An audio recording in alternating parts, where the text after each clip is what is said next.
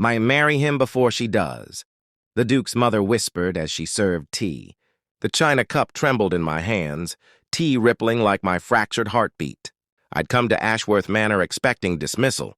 Perhaps pity the hired. Piano teacher summoned to the drawing room never received good news.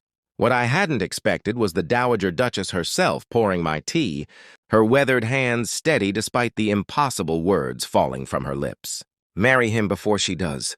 4 words that shattered everything I thought I knew about my place in this world. I wasn't supposed to fall in love with Alexander Ashworth, the Duke of Thornfield. Women like me, orphaned, penniless, surviving on the charity of music. Lessons for aristocratic children didn't entertain such foolish notions. We kept our eyes downcast, our hearts locked away, our dreams small enough to fit in the servants' quarters where we belonged. But Alexander had never treated me like I was beneath him. 6 months ago, when I'd first arrived at Ashworth Manor to teach his young sister Emily, he'd carried my bags himself, laughing off the butler's protests. "Miss Charlotte Hayes is an artist," he'd said, his warm brown eyes crinkling at the corners. "Artists shouldn't carry heavy burdens." If only he knew the burdens I truly carried, memories of parents lost to cholera, years in a girl's home where hunger was as familiar as hymns, the constant weight of knowing one misstep could leave me destitute on London's unforgiving streets. Over those months, Alexander had made a habit of lingering during Emily's lessons, claiming he enjoyed the music. He'd turn pages for me, his shoulder brushing mine, and we'd truly talk about everything from Chopin's revolutionary etudes to his dreams of reforming the estate's tenant farming practices. He spoke to me like an equal, like my thoughts mattered, like I was more than just the help. I'd fallen slowly, then all at once, like autumn leaves surrendering to an inevitable winter. But I'd kept it buried deep, because Alexander was engaged to Lady Victoria Pemberton, a match arranged since childhood between 2 of England's most powerful families. Lady Victoria was everything I wasn't, titled, wealthy, raised for exactly this role.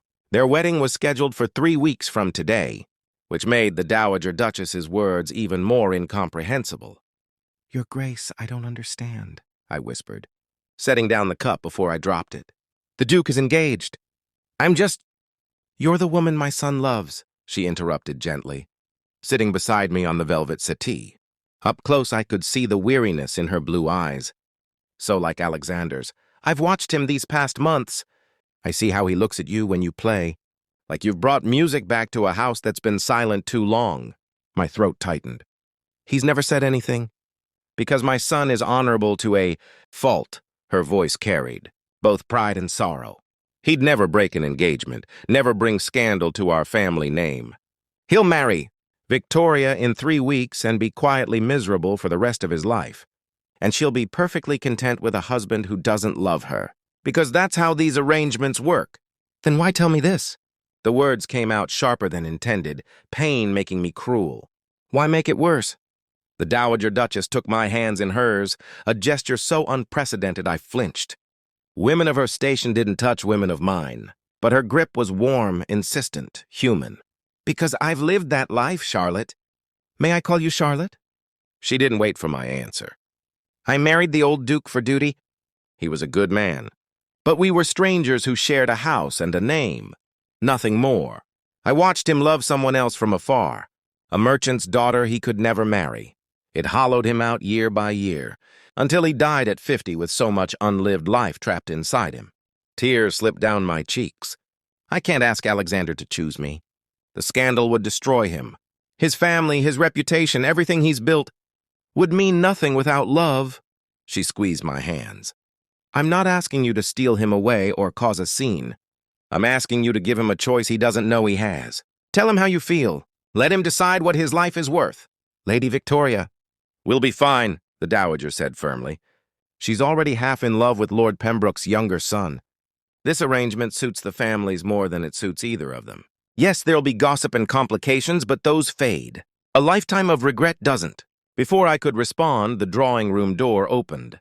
Alexander stood in the doorway, still in his riding clothes, windswept and beautiful and impossible. His eyes found mine immediately, and I saw the question there, the concern. "Mother, what's going on?" Emily said you asked for Charlotte urgently. The Dowager Duchess rose gracefully, patting my shoulder once. Just having tea, darling. Miss Hayes and I were discussing the importance of honesty in all things. Don't you agree that honesty is essential? She swept past her son, leaving us alone in the vast room. The silence stretched between us like a chasm. I'd spent 6 months trying not to cross. Alexander moved closer, concern etching his features. Charlotte, you're crying. Did my mother say something to upset you?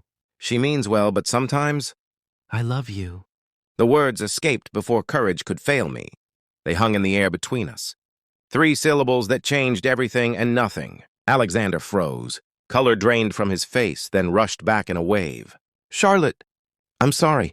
I know I shouldn't. I know you're engaged, and I'm just the piano. Teacher, and this is impossible. But your mother said I should be honest, and I'm so tired of pretending. The words tumbled out in a rush, messy and graceless. I love how you care about your tenants like their family. I love how you play with Emily like you're still a child yourself. I love your laugh and your terrible taste in poetry.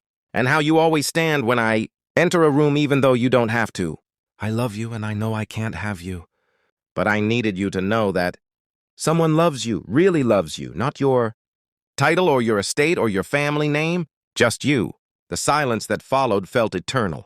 Alexander stared at me like I'd spoken in a foreign language he was desperately trying to translate. Then, in 2 strides, he closed the distance between us and kissed me. It was nothing like the chaste romance novel kisses I'd imagined in secret.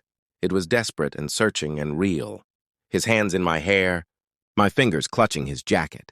Both of us trying to pour 6 months of unspoken longing into a single moment. When we finally broke apart, we were both breathless. I've been trying so hard not to love you, Alexander whispered against my forehead. Every day I told myself I was being a fool, that I should focus on my duty, my engagement, my responsibilities. But then you'd smile at Emily or play something heartbreaking on the piano, and I'd fall all over again. What are we going to do? I asked, though I already knew the answer was impossibly complicated. I don't know. He pulled back enough to meet my eyes. But I'm not marrying Victoria. I won't condemn both of us to a loveless marriage when there's another option. The scandal will be significant, he admitted. We'll face criticism, judgment, probably social exile for a while. You'll be called every unkind name imaginable. My family will weather gossip and disapproval. But Charlotte, I've spent my whole life doing what was expected, what was proper, what was safe.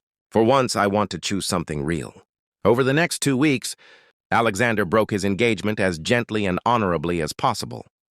He took full responsibility, sparing Lady Victoria's reputation while making it clear the fault was his, not hers. The gossip was vicious. Newspapers called me a scheming temptress. Society matrons declared the Duke had lost his mind, and more than one dinner invitation was rescinded. But through it all, Alexander never wavered. His mother became my fiercest defender, using her considerable influence to remind the ton that marriage should be about love, not just lineage. Even Lady Victoria herself, after the initial shock, sent me a private note. Thank you for having the courage I lacked. Be happy. We married 3 months later in the small chapel on the estate, with only family and true friends in attendance. I wore a simple cream dress and carried wildflowers from the garden.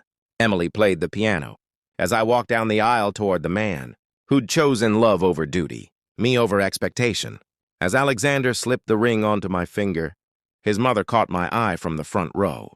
She was crying but smiling, and I understood then what she'd given us that day over tea, not just permission, but possibility. The possibility that sometimes the bravest thing we can do is reach for happiness, even when the world tells us we don't deserve it. I love you, Alexander whispered as we were pronounced husband and wife. I know, I whispered back, tears streaming down my face. Thank you for being brave enough to choose me. Thank you for being brave enough to tell me. Years later, when people asked about our unlikely love story, Alexander always credited his mother's wisdom. But I knew the truth. The real wisdom was in recognizing that kindness and love matter more than convention. That selflessness sometimes means letting people choose their own happiness, and that the greatest humanity lies in believing everyone, even orphaned piano teachers, deserves a chance at true love. The Dowager Duchess had whispered those 4 words that changed everything. Marry him before she does, but what she'd really said was something far more profound, that love is worth fighting for, that happiness is worth the risk, and that sometimes the kindest thing we can do is give someone permission to choose their heart over their duty. In the end, isn't that what we all deserve? The chance to be loved not for what we have or what we can offer, but simply for who we are.